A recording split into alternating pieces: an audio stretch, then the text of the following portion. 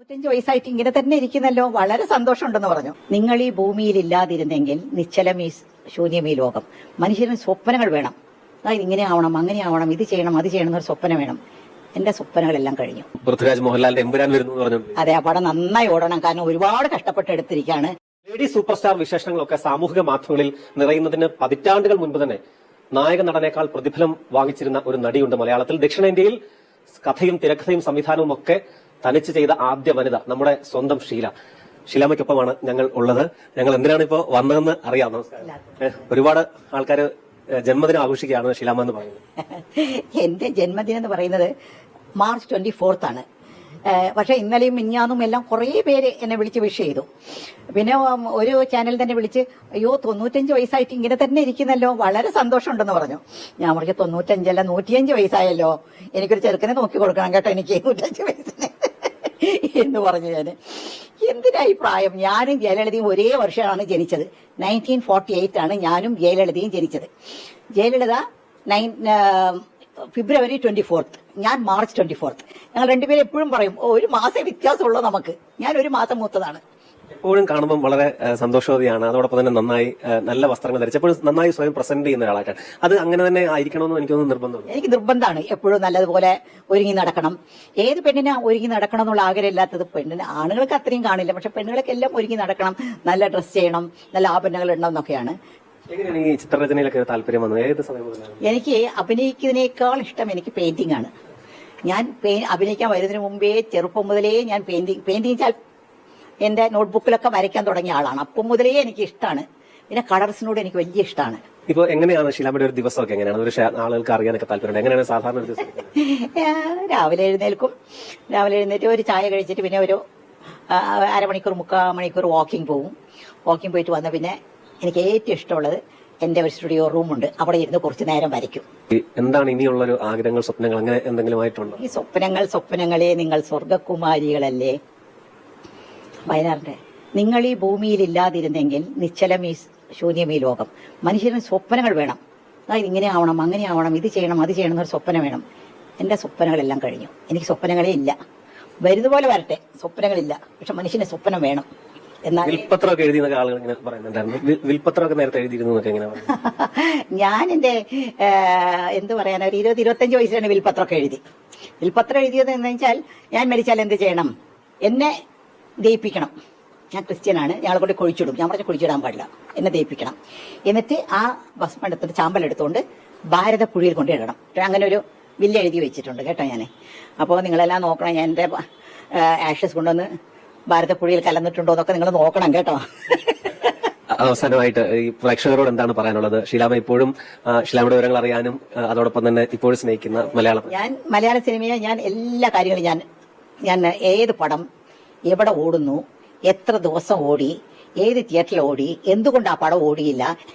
എമ്പുരാൻ മയമാണ് എല്ലാവരും പൃഥ്വിരാജ് മോഹൻലാലിന്റെ എമ്പുരാൻ വരുന്നു എന്ന് പറഞ്ഞു. അതെ, ആ പടം നന്നായി ഓടണം. കാരണം ഒരുപാട് കഷ്ടപ്പെട്ട് എടുത്തിരിക്കുകയാണ്. ആ പടമൊക്കെ ഓടിയാലേ ഒരുപാട് പേർക്ക് ജോലി കിട്ടത്തുള്ളൂ. ഈ പടങ്ങളൊക്കെ ഓടണം. ഒരു നിമിഷം ഒരു പടം എടുത്താൽ എത്ര പേർക്കാണ് ജോലി? ഒന്ന് ആലോചിച്ച് നോക്കും. 100 ടെക്നീഷ്യൻസും ആർട്ടിസ്റ്റും എല്ലാവർക്കും ജോലി കിട്ടും. ഈ പ്രേമലും ഒക്കെ ഒരു കൊച്ചു പിള്ളേരൊക്കെ എടുത്ത പടം എന്ത് നന്നായിട്ട് ഓടിയത്. പിന്നെ മഞ്ജുമേൽ ബോയ്സ് ഒക്കെ എന്താ, അതൊക്കെ കാണാൻ നമുക്ക് അയ്യോന്നിരിക്കണം. കഥ എഴുതി, ഞാൻ സ്ക്രീൻ പ്ലേ എഴുതി, ഡയറക്ഷൻ ചെയ്തു, പടം പ്രൊഡ്യൂസ് ചെയ്തു, എല്ലാം എന്നെ കൊണ്ടാവുന്ന സിനിമയിൽ എന്തൊക്കെ ഉണ്ടോ അതൊക്കെ ചെയ്തു ഞാൻ.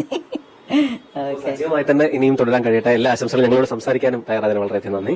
സന്തോഷം സംസാരിക്കാനും. ഞാൻ നിങ്ങളുടെ ഷീലയാണ്, ഒരിക്കലും എന്നെ മറക്കരുത്. നമസ്കാരം. ഷീലയുടെ ഏറ്റവും വലിയൊരു പോസിറ്റീവ് പറഞ്ഞാൽ നല്ല പോസിറ്റീവ് മൈൻഡാണ്. എനിക്ക് കാണാൻ ഭാഗ്യം കിട്ടിയിട്ടില്ല, പക്ഷെ എന്തെങ്കിലും കാണണം ആഗ്രഹിച്ചിട്ടുള്ളൊരു വ്യക്തിയാണ്. ഭയങ്കര പോസിറ്റീവാണ് അവരുടെ സംസാര രീതികളൊക്കെ, വളരെ പ്ലീസിങ് ആണ്. ഇപ്പോഴും അവരുടെ സംസാരത്തിൽ ആ ചിരിയൊക്കെ ഉണ്ടല്ലോ. എനിക്കൊന്ന് അവരുടെ ഓൾമോസ്റ്റ് എല്ലാ മൂവീസും ഞാൻ കണ്ടിട്ടുണ്ട്. 80s 90s ഒക്കെയുള്ള എല്ലാവരുടെ ടിവികളിലെല്ലാം ഒരു കാലത്ത് ഷീലയുടെ മൂവീസ് എപ്പോഴും ഉണ്ടായിരുന്നു. അന്നൊക്കെ നമുക്ക് ദൂരദർശൻ, ഏഷ്യാനെറ്റ്, സൂര്യയൊക്കെ വന്നപ്പോൾ അതിലോട്ടൊക്കെ മൂവീസ് വരുമായിരുന്നല്ലോ. ചെമ്മീനെന്ന് കേൾക്കുമ്പോഴും മധു, ഷീല, ആ 2 പേരെ നമുക്ക് ഓർമ്മ വരുന്നത്. മലയാളികൾക്ക് ഒരിക്കലും മറക്കാൻ മേലാത്ത ഒരു താര ജോഡികൾ വരുന്ന മധുവും ഷീലയും. അവരുടെ അഭിനയത്തിലെ നല്ല എനർജറ്റിക് ആയിട്ട് അഭിനയിക്കുന്ന സ്ത്രീയല്ലേ. 77ാം ജന്മദിനം നല്ല രീതിയിൽ പോട്ടെ. അവർക്ക് 77ാമത്തെ ജന്മദിനമാണെങ്കിലും ആളുകൾ ജയിച്ചു, ഞാനും ജയിച്ചിരുന്നു കേട്ടോ അവരെ കണ്ടപ്പം.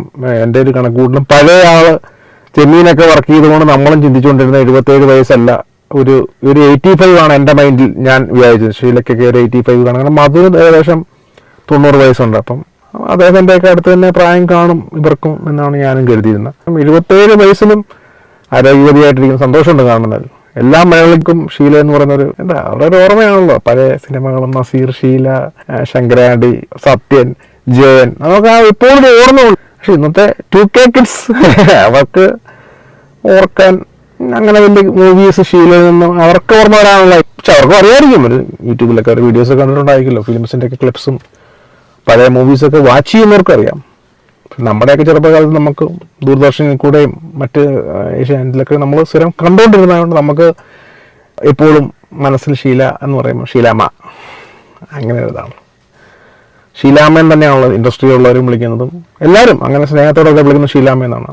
മധുവിനെ മധുസാറിനാണ് മധുവിനെ സിനിമ ഇൻഡസ്ട്രിയിലുള്ളവർ വിളിക്കുന്നത്. എനിക്ക് അതിനുള്ള സ്നേഹം, ഒരു റെസ്പെക്ട് എന്നുള്ള രീതിയിലാണ്. ഷീലാമ്മ, മധുസാർ, നസീർ സാർ, അങ്ങനെയുള്ള ഒരു സാർ അല്ലെന്നുണ്ടെ അമ്മ കൂട്ടിയുള്ള ഒരു ഇതാണല്ലോ. ഷീലാമ്മ എംബ്രാനെ കുറിച്ച് ഒരു നല്ല അപ്ഡേറ്റഡ് ആണ്. എല്ലാ പടങ്ങളെക്കുറിച്ചും പുതിയ താരങ്ങളെക്കുറിച്ചൊക്കെ അവർക്ക് നല്ല അവയർനെസ് ഉണ്ട്.